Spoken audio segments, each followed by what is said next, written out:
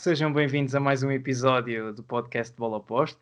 Desta vez com o convidado Francisco Guimarães. Olá, Francisco, tudo bem?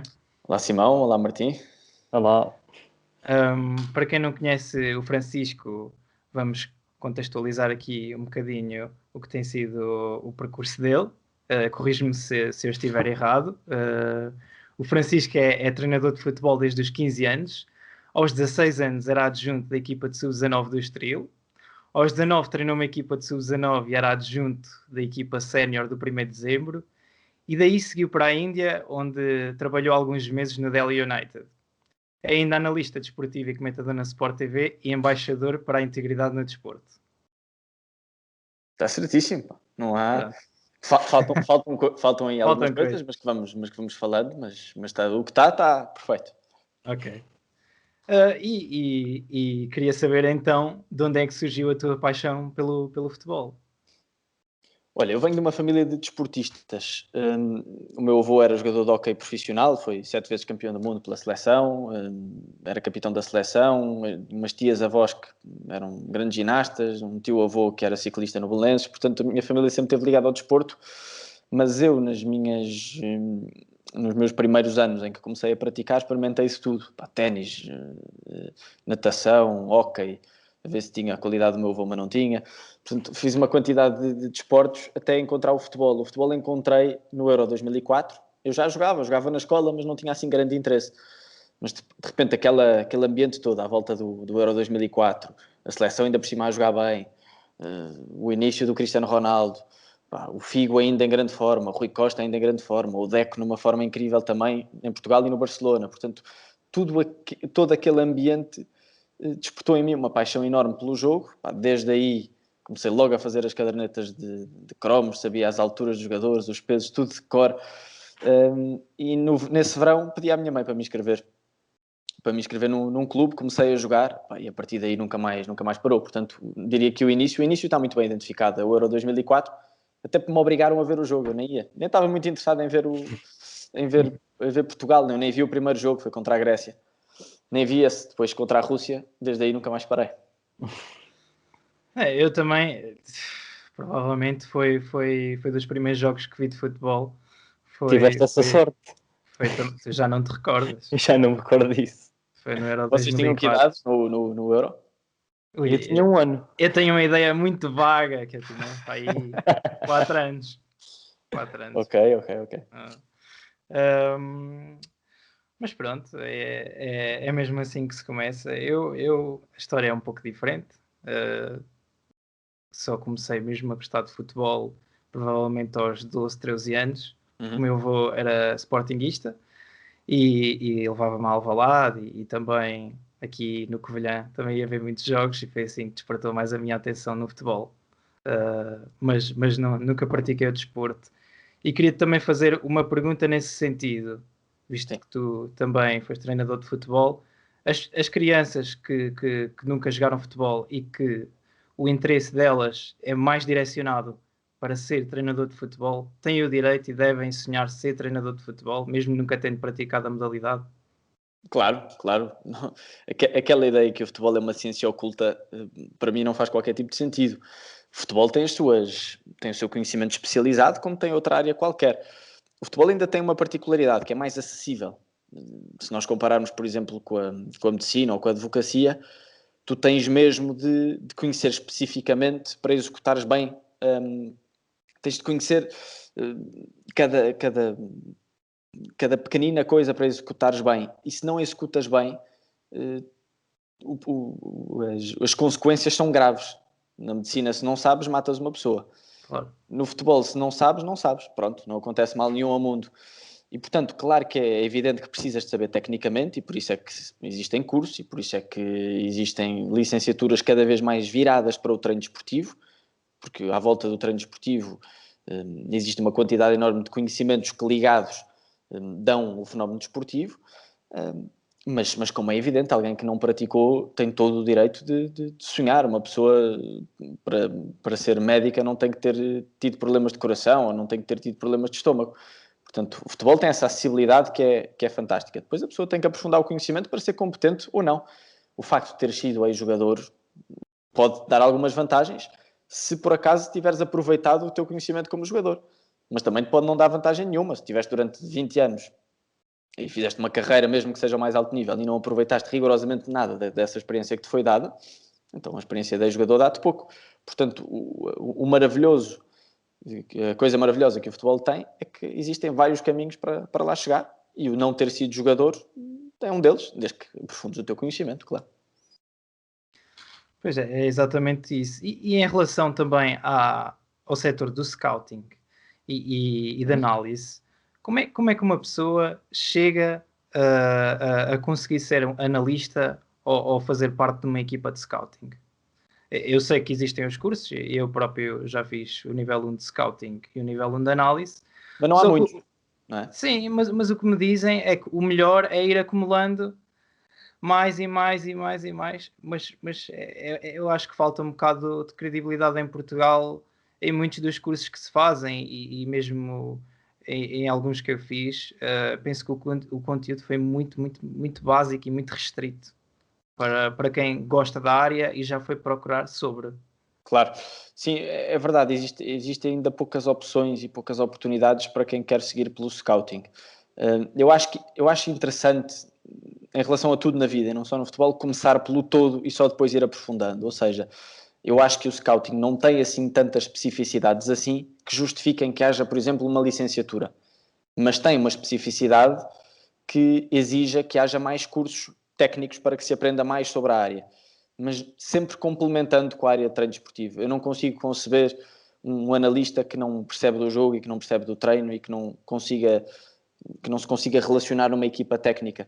E, portanto, essa globalidade, portanto, passar sempre pelo treino desportivo ou passar sempre pelos cursos de treinador e depois sim especificar no scouting, é como se fosse uma especialidade. É uma especialidade dentro da área global que é o futebol. E, portanto, acho que faz sentido passar pelo todo para chegar depois ao conhecimento mais específico ou mais técnico. Apesar de eu achar, como tu disseste e bem, Simão, que é preciso mais oferta no scouting e mais experiências. Ainda o conhecimento está muito pouco desenvolvido.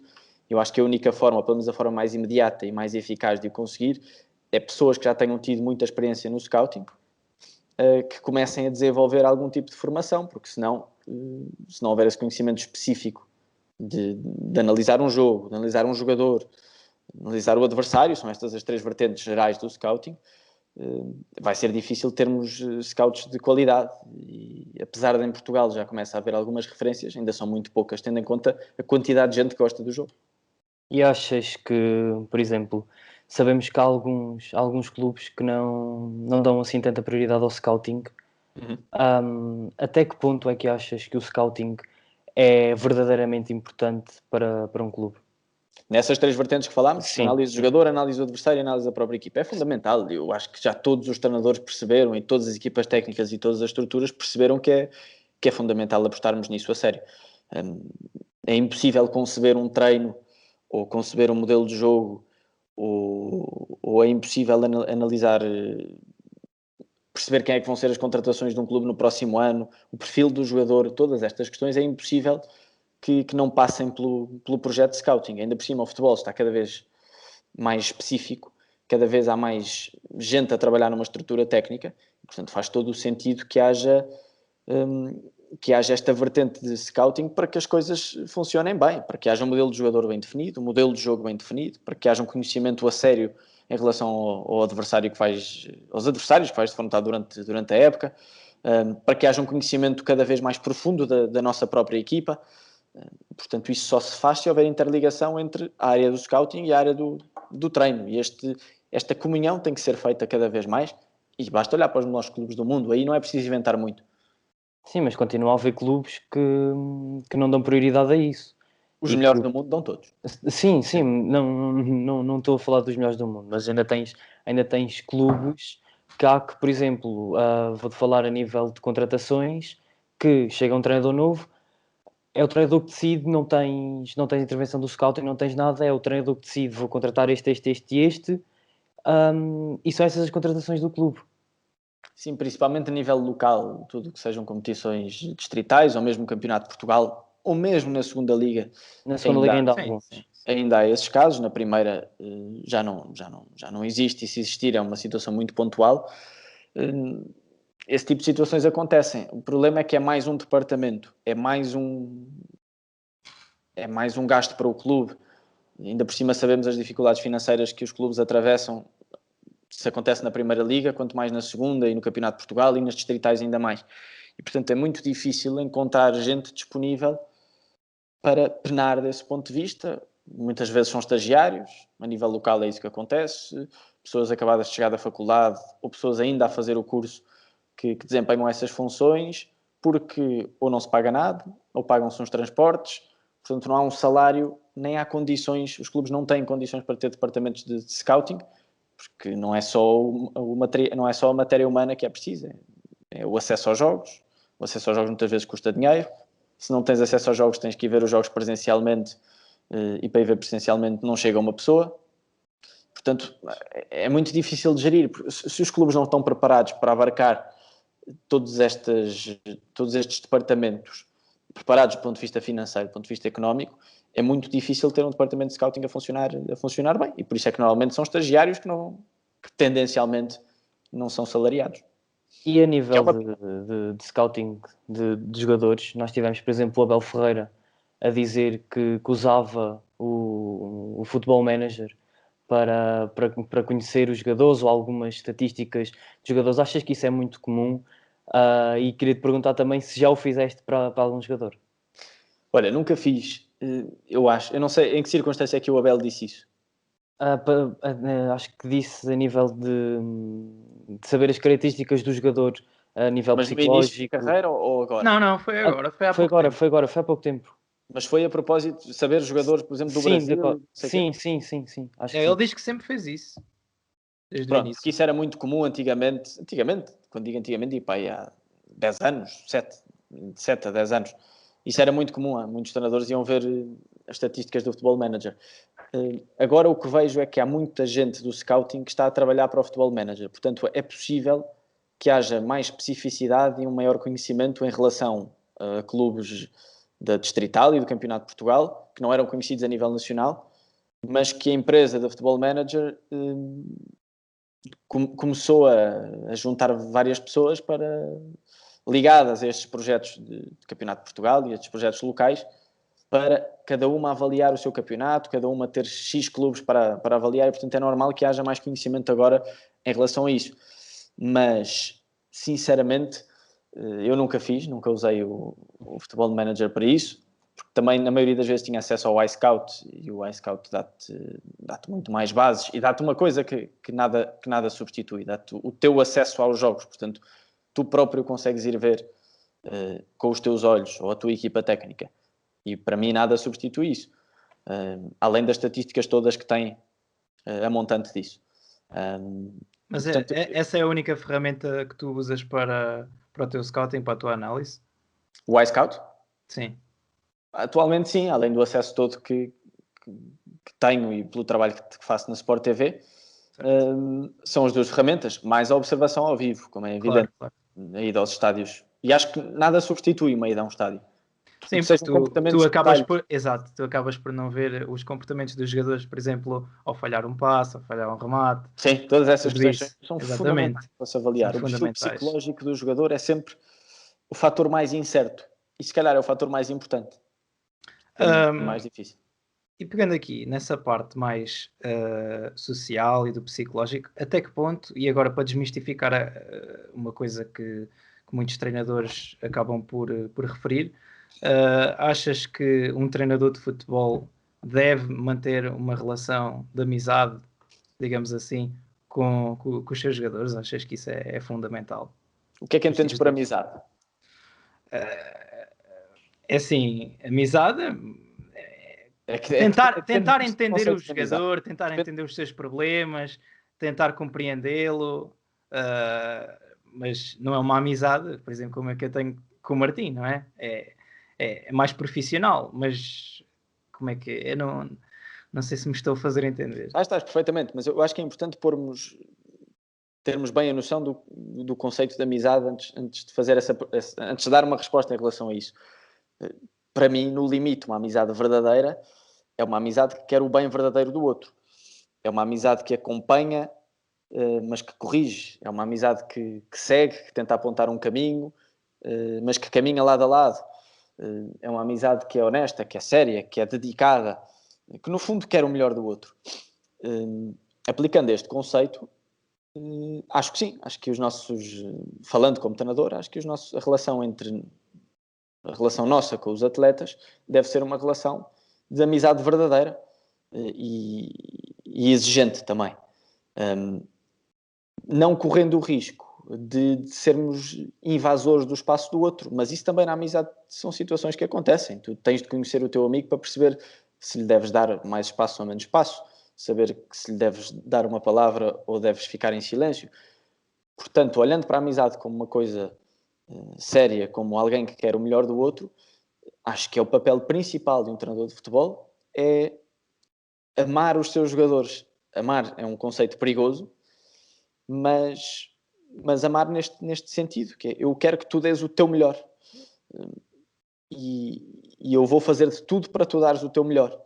E quando não deres, eu estou cá, presente, para te corrigir, mas por outro lado, para te amparar quando for preciso. Eu quero isto dos meus amigos e quero isto também com os meus jogadores.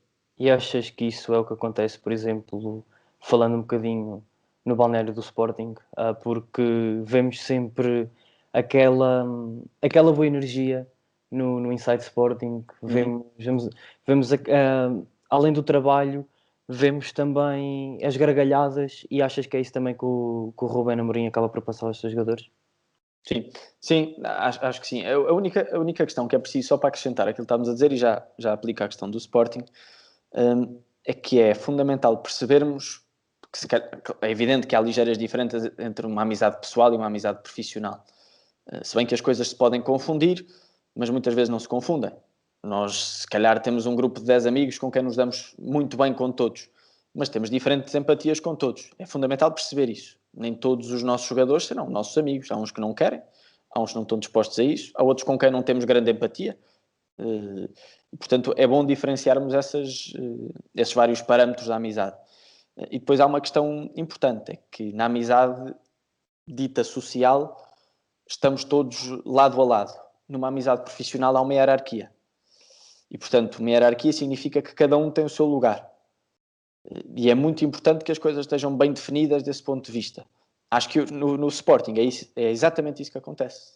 As pessoas percebem quem é o treinador, percebem quem é o decisor final, mas ao mesmo tempo percebem que só há comunhão entre todos e só há alegria entre todos se partilharem deste objetivo comum e desta relação constante entre jogadores, treinadores, equipa técnica, presidentes. Portanto, aquilo que se nota no Sporting, e tu deste o exemplo do Inside Sporting, daqueles vídeos, há o vídeo do Tiago Tomás com o Eduardo Quaresma também, a fazer um quiz, percebe-se que o ambiente ali é um ambiente de verdadeira união, porque acho que se conseguiu criar este espírito que é independente das derrotas, que é independente das vitórias. Claro que as vitórias solidificam, claro que as derrotas são desafios que podem desmoronar toda esta relação que se foi construindo, mas o que me parece é que, diante das adversidades e diante das coisas boas que vão acontecendo, o Sporting tem uma relação entre todos.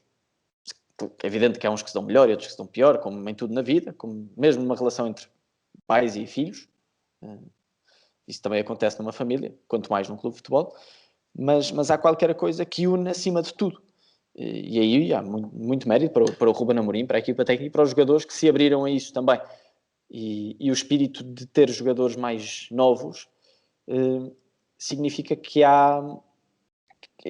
quando há gente mais nova numa estrutura, que obviamente tem que estar interligada entre gente mais nova e gente mais experiente, mas tendencialmente as pessoas mais novas estão mais abertas.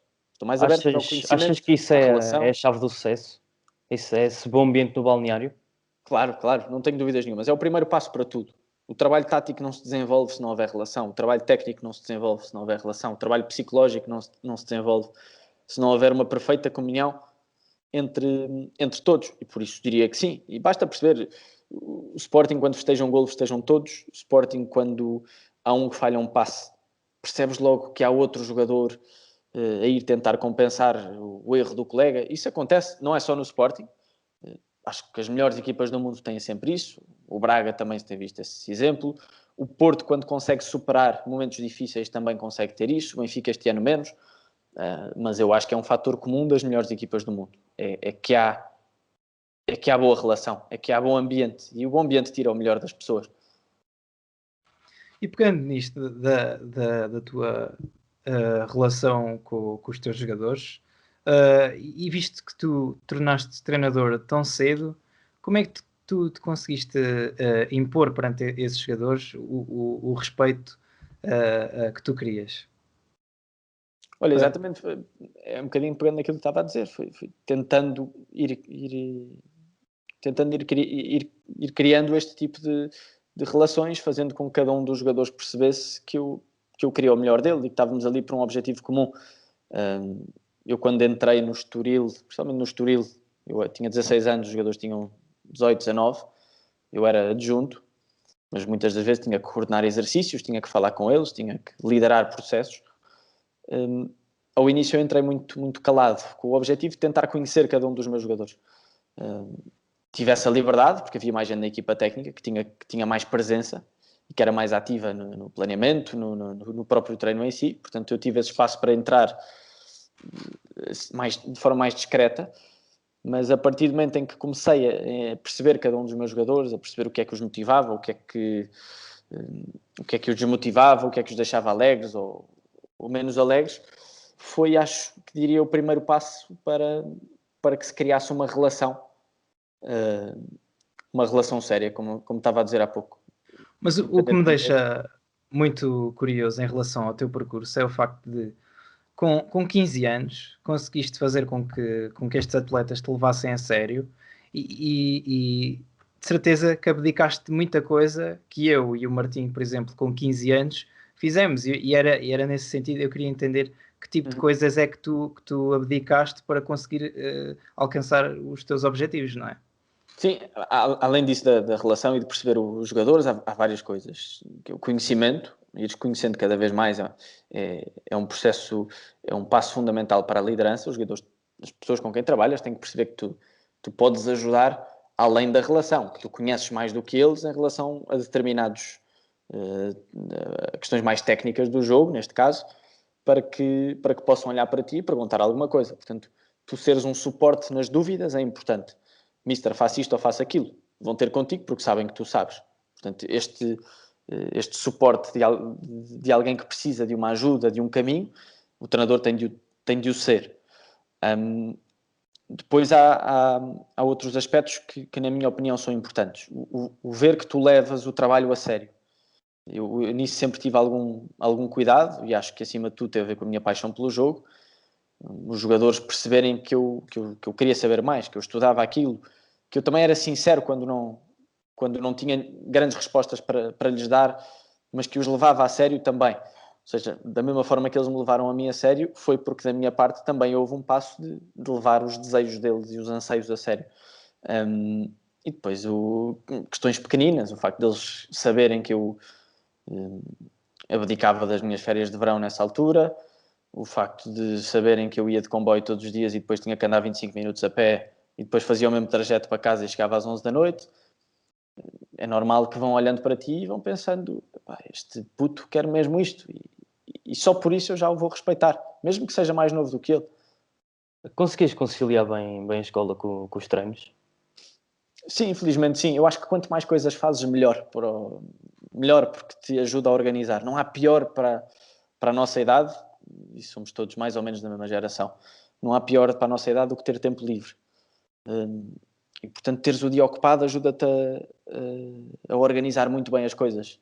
E eu, felizmente, tinha um horário puxado na escola, depois tinha que ir andar a pé e não sei o quê, mas todos aqueles pequeninos momentos em que supostamente são mortos ou que não vais a fazer nada ou que vais a mexer no telemóvel, eu aproveitava para estudar, para trabalhar, para preparar o treino, para milhares de coisas, o tempo de comboio, aqueles tempos mortos, tempo de viagem para casa, todos estes tempos que supostamente são mortos e que nós ou vamos a dormir ou vamos a jogar, a mandar mensagens no WhatsApp, eu tentava aproveitar para fazer aquilo que não tinha feito para a escola, ou para o treino, ou para o futebol, ou para alguma das coisas. Portanto, o facto de teres um dia muito ocupado ajuda-te a ir priorizando as coisas. Acho que agora fazia sentido fazermos aqui a ponte para a tua passagem pela Índia, pelo Delhi United, e queria saber quais é que foram os prós e contras desta experiência que eu próprio acho que não tinha coragem de ter feito aquilo que tu fizeste, e sei também que os mídia e mesmo o mercado dos treinadores não vê com muito bons olhos quem abraça este tipo de projetos, por ser a Índia, penso que os campeonatos na Índia são muito amadores.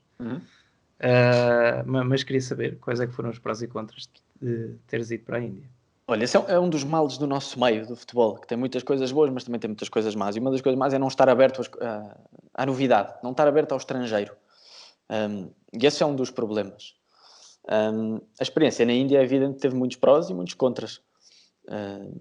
Em primeiro lugar, essa coisa que dizes de coragem, eu não tive essa noção. O que eu tive foi uma pessoa que me convidou, em quem eu confiava muito, com quem eu já trabalhava no 1º de dezembro e com quem tinha trabalhado no Estoril, e para quem tinha colaborado também, porque o Luís Norton de Matos, treinador, era selecionador sub-17 da seleção da Índia, na altura do Mundial, que foi lá, disputado. A pessoa que me convidou para ir para a Índia foi o Hugo Martins, mas eu já estava a trabalhar para eles na altura do Mundial Sub-17, fazia análise de jogo. Portanto, eles enviavam-me os jogos e eu fazia análise e mandava para eles. E, portanto, comecei a perceber que se podia abrir ali uma oportunidade para eu ir para a Índia a certa altura, até que isso aconteceu.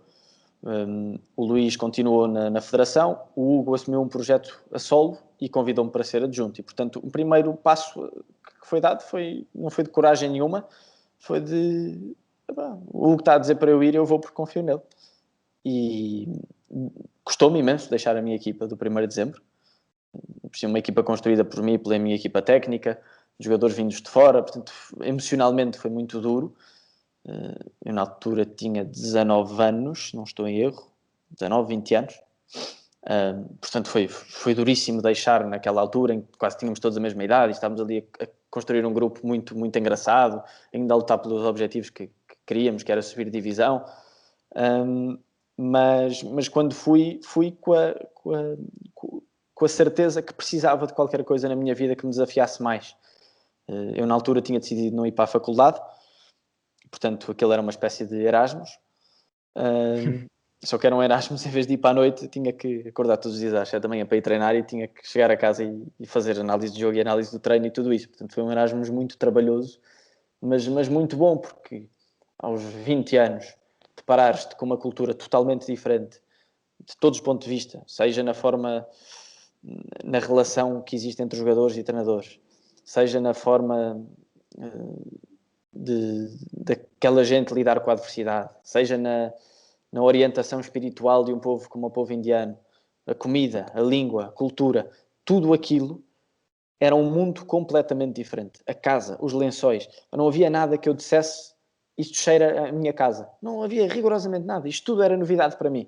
Portanto, aos 20 anos ter esta experiência, achei que, por mais difícil que fosse, por mais complicado que fosse, estar longe da minha família, ter abandonado um projeto que eu adorava, os jogadores que eu adorava, sair do meio, do centro do futebol, que é a Europa, de um país que vai despontando cada vez mais talentos, treinadores e jogadores, o caso de Portugal. Tudo isto era justificado pela experiência inacreditavelmente complexa e completa que eu ia ter na Índia. E assim foi difícil, mas acho que me fez muito bem. E lá está, eu acho que nesse aspecto social, tu acabaste por referenciar o facto da forma como eles lidam com o falhanço, não é? E nesse aspecto tu tiveste de trabalhar os teus jogadores e é uma coisa que não é tão valorizada e que devia, porque tu foste para uma realidade completamente diferente de Portugal, com valores distintos dos nossos, bases diferentes das nossas, que as famílias, não estou a dizer que são erradas, não é?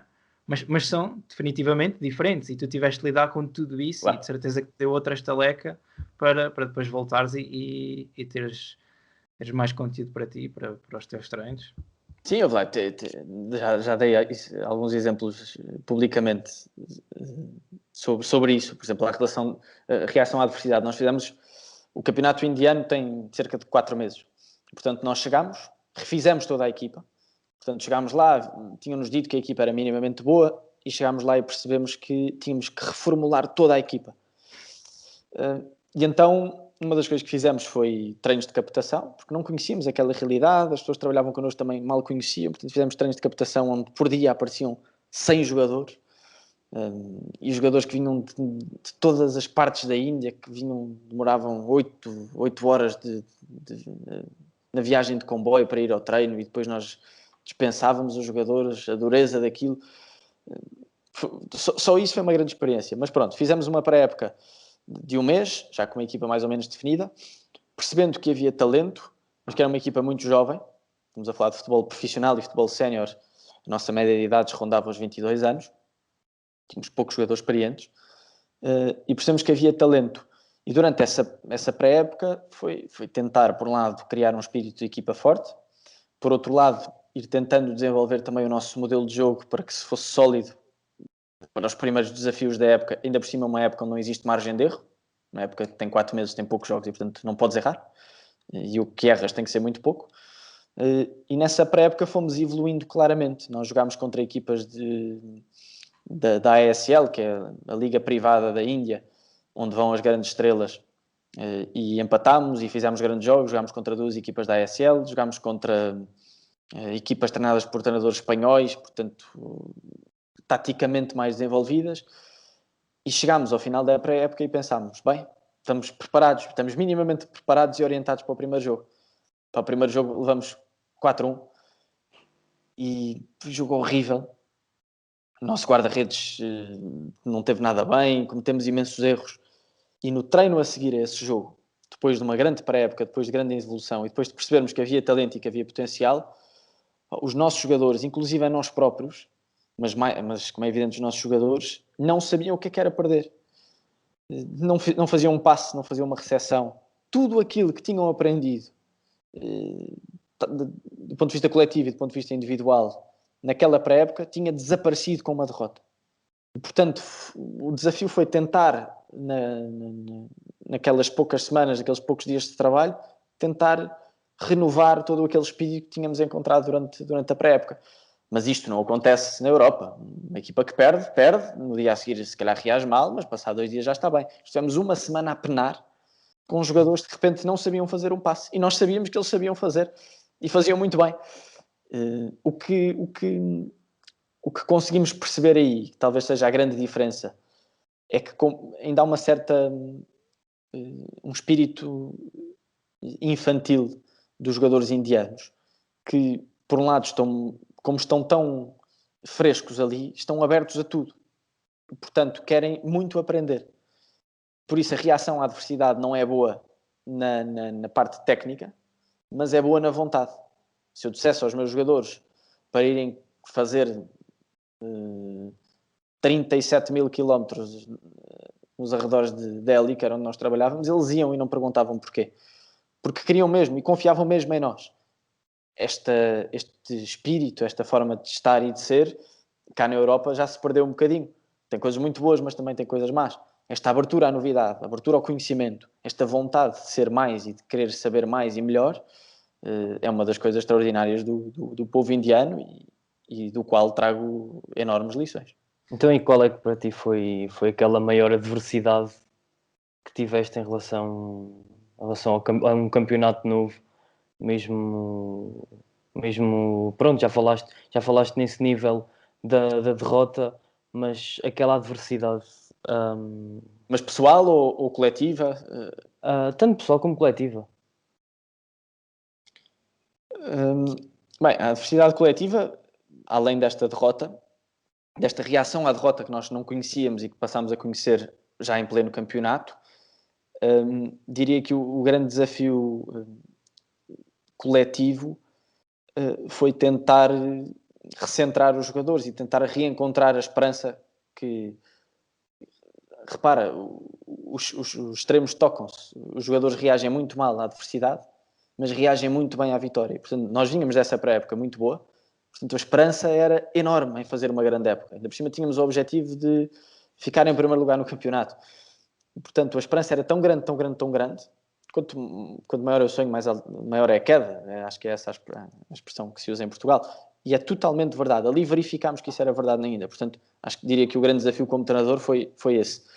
O grande desafio pessoal, além de ter abandonado, se calhar é uma expressão muito forte, mas além de ter saído do projeto que ajudei a criar no 1º de dezembro, que foi muito complicado, foi não me deixar contagiar pelas adversidades do momento.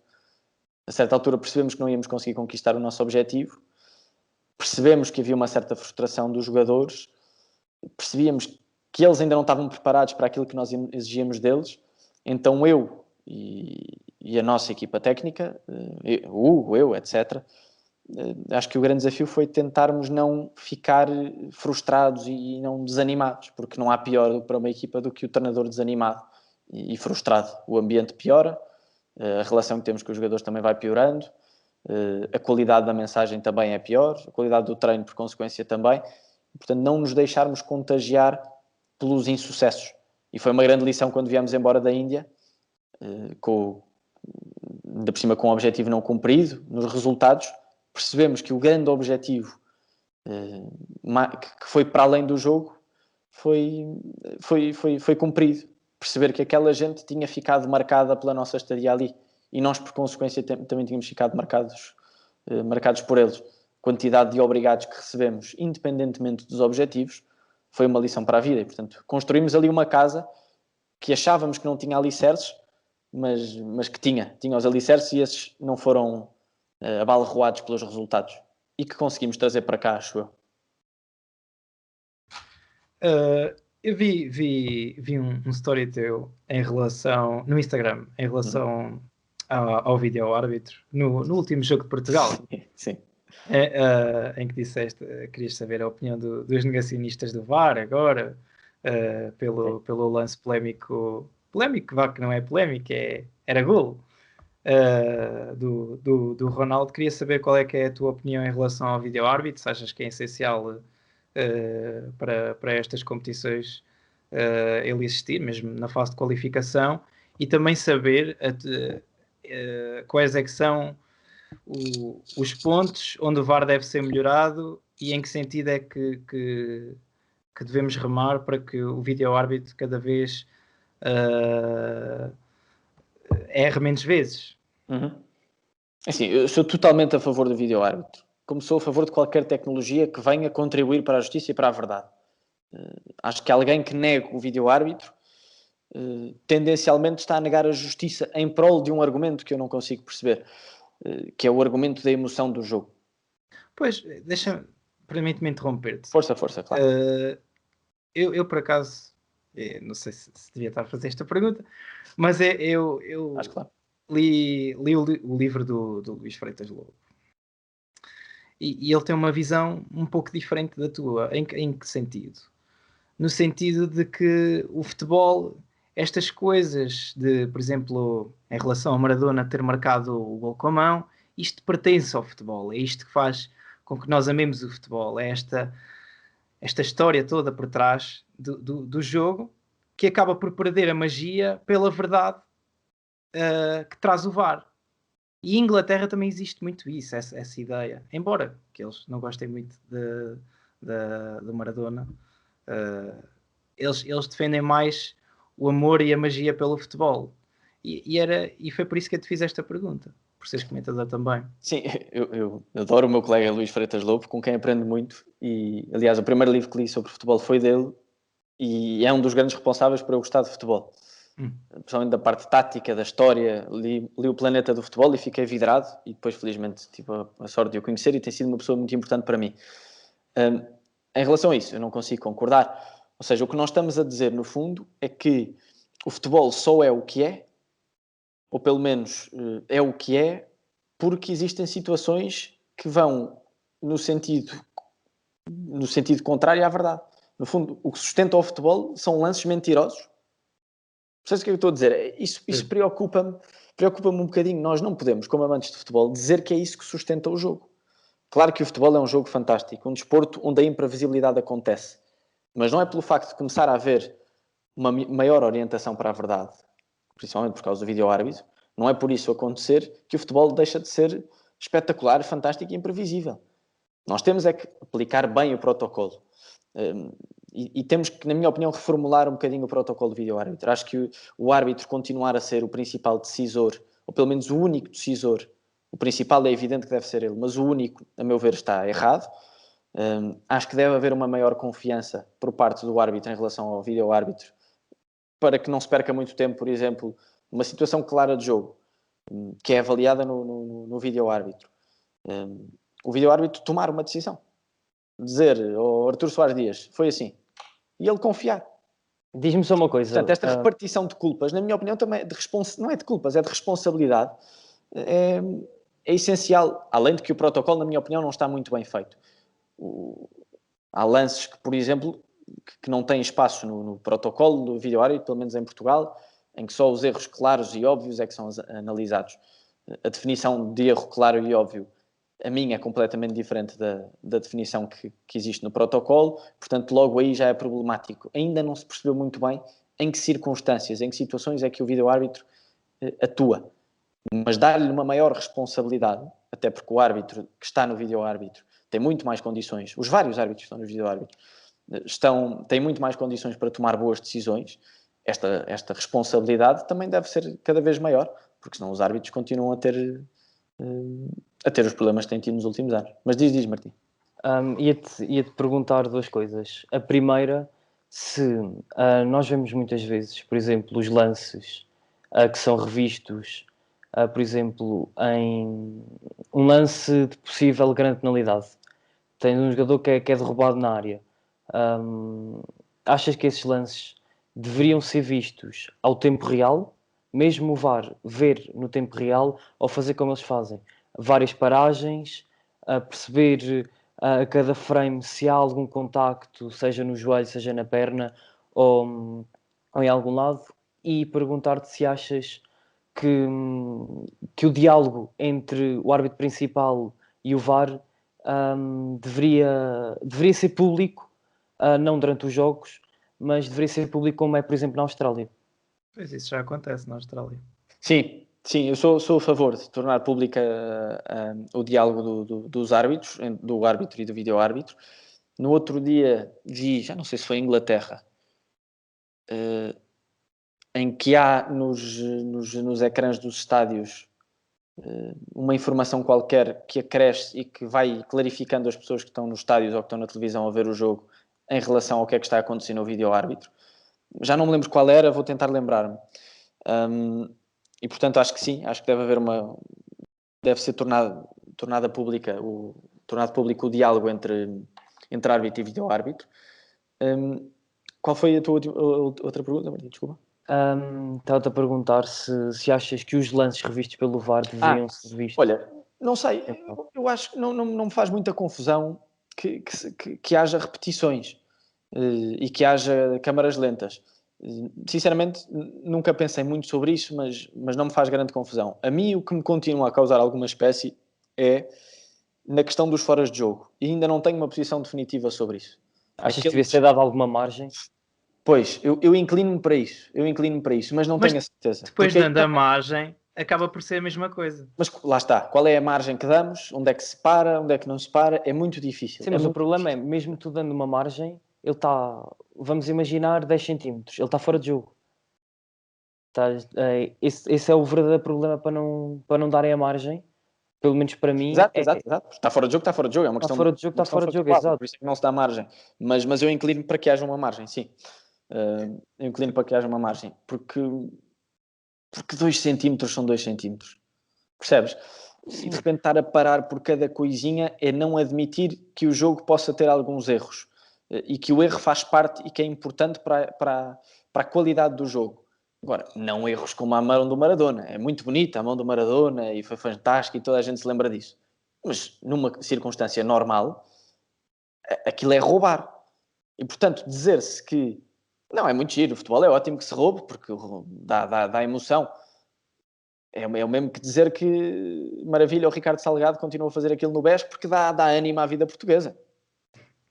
Francisco, e outra coisa, por exemplo, no Sérvia-Portugal não houve nem VAR, nem linha de golo, houve. Acho que a FIFA queria pôr o VAR, mas a UEFA disse que nem todos os campeonatos, portanto, nem todos os países estavam aptos para receber o VAR. Achas que pelo menos a linha de golo deveria ter estado? Não falando no caso particular, por exemplo, do golo de Portugal, porque como aconteceu connosco, podia acontecer no jogo qualquer, mas achas que no mínimo isso, tendo todos acesso a essa tecnologia, deveria ter sido implantado?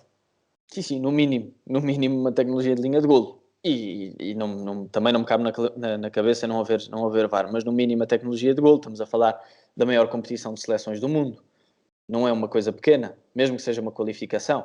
E, portanto, pelo facto de não haver competições que estão preparadas para receber o vídeo-árbitro, com isso, no fundo, é compensar um erro com outro erro. E sinceramente, não me cabe na cabeça. É a melhor competição de seleções do mundo. É o futebol a contribuir. Eu hoje disse isto na Sport TV. O futebol, que é cada vez uma área mais impactante do ponto de vista social e cada vez mais importante para as sociedades modernas, o desporto, neste caso o futebol, é cada vez uma coisa mais central na sociedade. Por outro lado, é se calhar das áreas onde existe mais desconfiança. As pessoas não confiam nas pessoas do futebol. Vêm do futebol e descartam. É uma pessoa do futebol, há logo uma quantidade enorme de preconceitos. Preconceitos esses que, na maioria das vezes, são construídos por nós, agentes do futebol.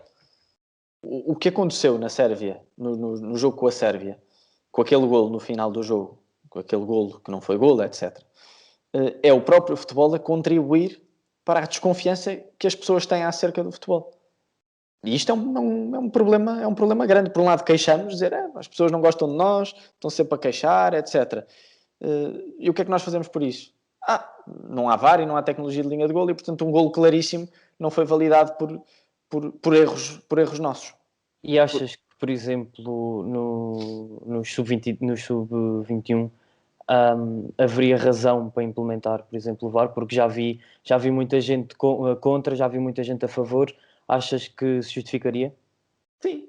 Não vejo por que não. A maioria do sub-21 é sénior já. Não vejo por que não. Não, falou-se disso por causa do... Não sei se foi numa Alemanha, não sei se foi contra a Roménia. Não me lembro, não me recordo que jogo é que foi, que houve um penalti, como disseram, do tamanho do estádio e mais outro, e não foi assinalado exatamente porque o árbitro não assinalou, não há VAR, mas realmente, vendo de outra perspectiva que não a do árbitro, era um penalti claro. Sim, eu acho que sim. Até por isso que eu disse. A maioria dos jogadores sub-21 jogam no futebol sénior, nos clubes e portanto, acho que deve haver. E desde que seja bem aplicado, bem regulado e bem implementado. E é o grande problema, principalmente em Portugal, mas não só, a Inglaterra também tem havido vários problemas, é que ele ainda não está muito claro. Mas é normal que nos primeiros anos este tipo de coisas aconteçam. Agora, pelo facto disto acontecer, dizermos não, o VAR é melhor que não haja, isto é que não me parece uma posição de grande bom senso. Em relação ao que vocês estavam a dizer também, da margem, eu lembrei-me que tinha lido uma proposta do Arsène Wenger em relação ao fora de jogo, e a proposta dele consiste que não haverá fora de jogo se qualquer parte do corpo com a qual seja possível marcar golo esteja em linha com o último defesa, e eu penso que isto seria a melhor proposta. É uma ótima proposta, sim, eu lembro-me disso. Em contraste com a do Van Basten, não haver fora de jogo. Isso é voltar a tempos difíceis. Mas sim, acho que o que o Wenger disse é verdade e é de alguém, lá está, é de alguém que olha para o jogo de forma competitiva, é de alguém que conhece muito bem o jogo, esteve nos melhores clubes do mundo, trabalhou no mais alto patamar do futebol mundial e que continua a olhar para o jogo dizendo não, nós ainda temos que fazer qualquer coisa para o melhorar. E o Wenger acho que é uma pessoa muito importante para a FIFA e para a evolução do futebol, sinceramente. E essa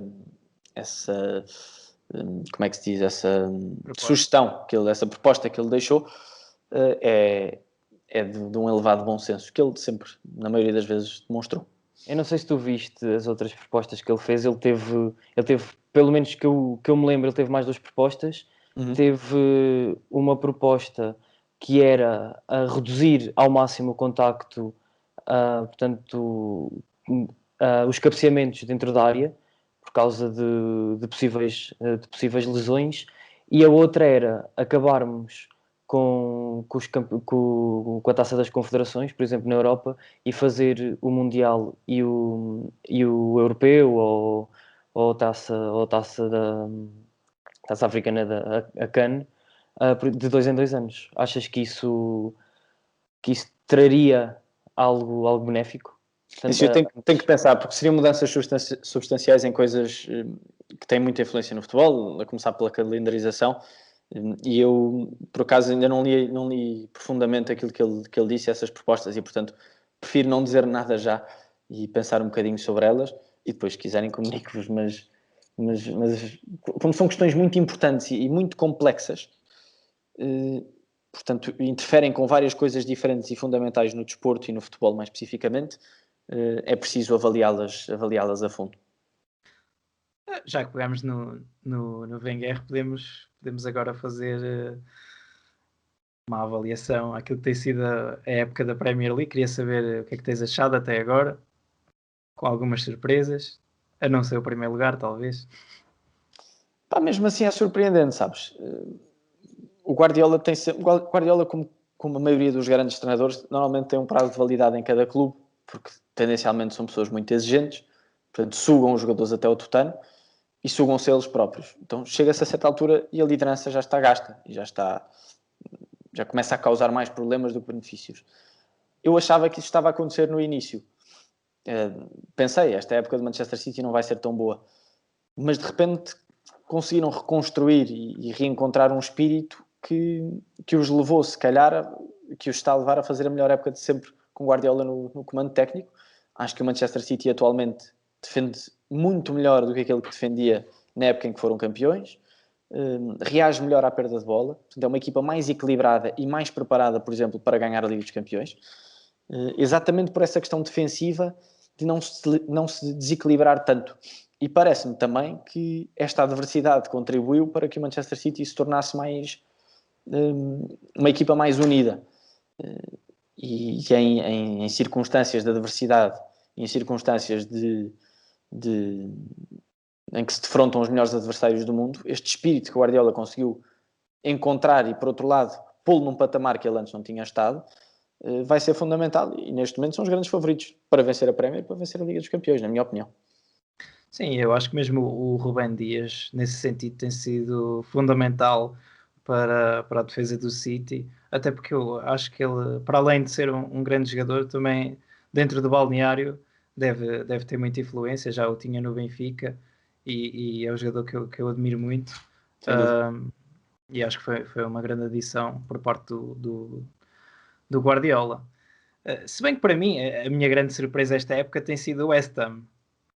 Eu que não sou grande fã do Moyes, nem do Lingard, mas fiquei rendido ao Souček e ao Tchufal. Eu que já segui ao Slavia de Praga, acho que foi brilhante estas 2 contratações. O Souček, para mim, é um dos meus jogadores favoritos da Premier League. E vieram pôr a equipa tecnicamente no nível acima. E eu, por acaso, comentei um jogo deles há pouco tempo, acho que foi com o Manchester City até. Sim, eu vi esse jogo.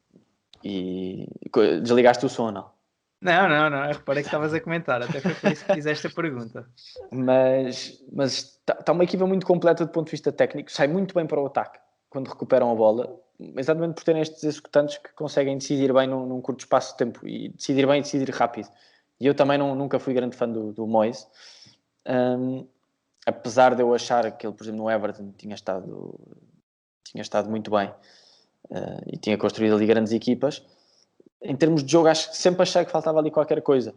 Ele também foi substituir o Ferguson. Esse é o problema. Sim. Lá, as escolhas que nós fazemos na carreira são fundamentais. Há vários jogadores que podiam ter tido uma carreira, treinadores, jogadores, incrível e não tiveram, não só por culpa própria, pelas escolhas que fizeram, por sorte e azar. Muita gente não sabe o que é que se vai encontrar do lado de lá. E portanto, o West Ham este ano surpreendeu-me, tem-me surpreendido muito mesmo, ainda por cima, porque tem sido daquelas equipas que investe sempre imenso dinheiro e está sempre ali a lutar pela manutenção. Nós próprios fizemos um episódio sobre o West Ham, logo no início. Tem que ir ver, tem que ir ouvir. Eu acho que eles também têm azar nas contratações.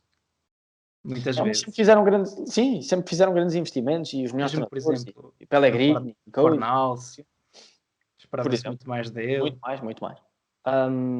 Ia-te perguntar, ia-vos só dizer, Simão, falaste do Soucek. Para mim, um jogador que já lá está há muito tempo e que gosto muito é o Michail António. Acho que o poder de explosão, a capacidade que tem de entender o jogo e, claro, a velocidade e o poder de remate são enormes. Agora, ia-te perguntar, eu simpatizo muito por acaso com o Southampton. Acho que tiveram um início enorme, só que o Ralf Hasenhüttl acabou por ficar um bocadinho perdido a meio de tantas lesões. Achas que isso foi um bocadinho o que deu a queda tremenda ao Southampton, que chegou a ficar no primeiro lugar, penso que foi durante uma jornada? Sim, e nota-se, basta olhar, por exemplo, para a forma de jogar agora, que está menos sólida. Tem uma ótima equipa, continua a ter uma ótima equipa e tem muitas soluções. Mas aquilo que estavam a fazer no início parece quase que coincide com esse momento em que começa a haver problemas no plantel. Aliás, aconteceu mesmo com o Liverpool, por exemplo, porque aqui é que se percebe este tipo de acontecimentos são fundamentais para suster o argumento de que o futebol é um jogo coletivo e não o contrário. Nós achamos, perde-se um jogador, mas o futebol é coletivo e, portanto, a equipa consegue compensar. Eu vejo as coisas pelo ângulo contrário, ou seja, perde-se dois jogadores fundamentais e as peças têm que se reconstruir para se voltarem a interligar. É a prova que o jogo é coletivo e não o contrário. E, portanto, apesar de terem jogadores incríveis, o Ward-Prowse, o Minamino, e não só, estou a dizer aqui dois, mas temos, por exemplo, o Forster como guarda-redes, sim. Mesmo assim, não estão a conseguir tudo porque foram perdendo peças-chave ao longo do tempo. Se tu vires o último jogo contra o Bournemouth, se tu vires o último jogo contra o Bournemouth, tiveram em 9 suplentes, 7 eram da academia. Pois? Portanto, o próprio Ralf diz que não se importa de usar jogadores da academia, mas quando estiverem prontos e acaba por chamar agora 7 ou 10 para treinar e lança logo 7 numa partida que por acaso o Southampton ganhou, que por acaso era para a Taça de Inglaterra, que parece que nos últimos tempos é a única coisa que tem ganho, porque quase que só tem ganho para a Taça de Inglaterra. O futebol uma equipa de futebol é um sistema aberto, ou seja, jogadores que saem, jogadores que entram vão interferir de forma diferente e, portanto, vão alterar o todo. É como o planeta Terra, que recebe coisas do exterior e depois também depende das partículas que cá vivem. E uma equipa de futebol é também isso, e que se vai alterando consoante aquilo que acontece de fora, ou de pessoas que venham de fora. Isto é muito visível nesses dois casos, no caso do Southampton e do Liverpool, por exemplo. E em relação ao Guardiola, queria saber se ainda continua a ser o teu treinador de eleição. Eu alguma vez disse que ele era o meu treinador de eleição. Não sei, eu estive a fazer uma pesquisa à volta de... É que já me disseram isso, mas eu acho que nunca disse isso. Mas sempre disse que é dos meus treinadores de eleição. Eu assim, no patamar... Eu acho que disseste no Maluco Beleza. Disse? Acho que sim. Tenho que ir ver o Maluco Beleza outra vez. Não, olha, eu tenho dois treinadores, aliás, se calhar diria 3 treinadores marcantes na minha vida. Diretamente, o caso do Fernando Santos, que se calhar assim... Se calhar tem que dizer mais um, o Fernando Santos e o Marco Silva, foram 2 treinadores com quem contactei diretamente e que têm sido fundamentais para o meu sucesso. Para o meu sucesso, não para a minha carreira não é de sucesso. Mas têm sido fundamentais para o meu percurso. Muitos dos passos que dou, confronto com eles. E têm sido pessoas muito disponíveis para mim. E depois, do ponto de vista mais mundial, mais utópico, o Mourinho tem tido algum contacto, felizmente, e é uma pessoa que também me tem ajudado, mas mais distante, como é evidente. Mas foi o grande responsável por eu me ter querido tornar treinador. Juntamente com o Guardiola, porque na altura em que eu comecei a querer ser treinador, tinhas muito o Barcelona coincidiu com o melhor Barcelona que vi jogar nos últimos tempos, e se calhar com uma das melhores equipas de sempre. Portanto, esse lado estético do jogo, esse lado de ordem em detrimento do caos, esse lado de uma equipa que jogava a uma velocidade tremenda, que mostrava a sua união a cada passo, isso também foi marcante para o meu percurso, e se calhar foi por isso que eu disse, um dia quero fazer isto com as minhas equipas.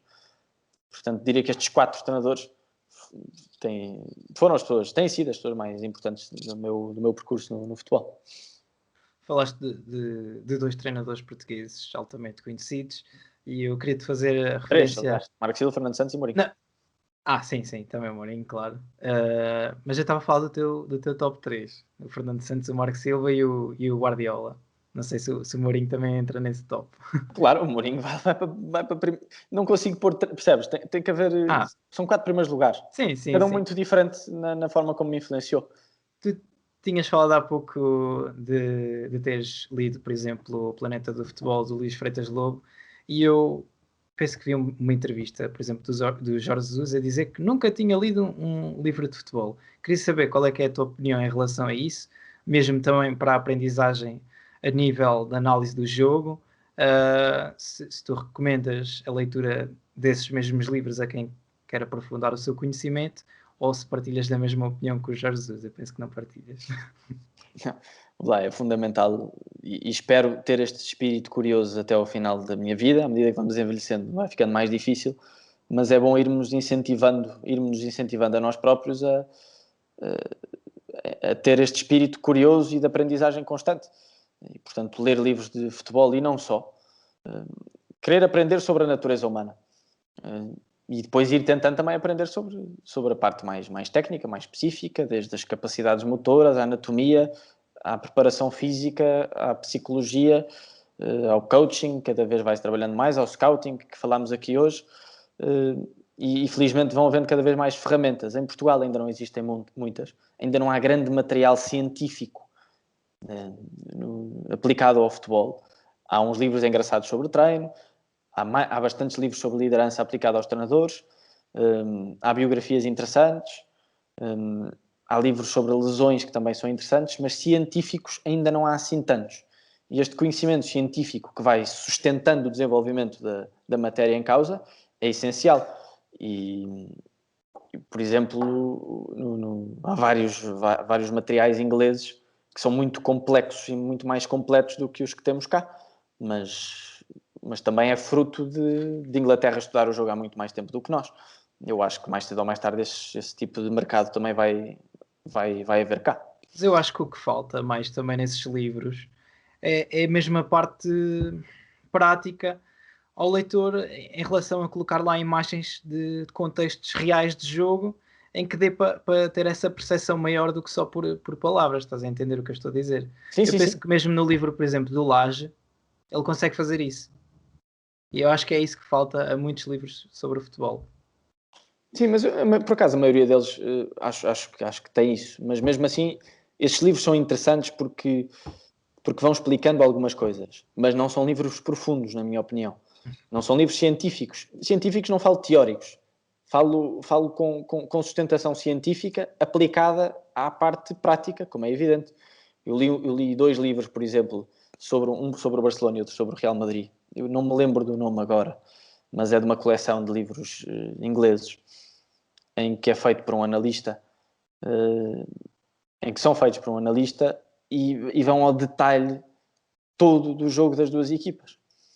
Mas vão ao detalhe mesmo, com situações reais de jogo, com exercícios, com explicações científicas, com explicações técnicas, e esse tipo de livros ainda não há cá. Não há cá, também não há muito mercado para isso. Mas diria que esse tipo de livros, como o do Lage, como o do Carlos Carvalhal, etc., são livros que nos vão ajudando a ir refletindo sobre o jogo, mas não nos dão conhecimento sustentado. Mas também não foi essa... Ou seja, quando o Bruno Lage decidiu fazer isso, acho que a intenção não foi construir um livro científico, foi construir um livro apelativo para as pessoas que gostam do jogo. Agora, pessoas que o queiram aprofundar, é preciso um bocadinho mais, e por isso é que existem cursos, faculdades, momentos de partilha entre treinadores, exatamente para ir aprofundando, e a questão prática também, de ir sustentando o nosso conhecimento com aplicação prática. Bem, a conversa está muito boa, já chegámos a 1 hora. Já estamos com uma horinha.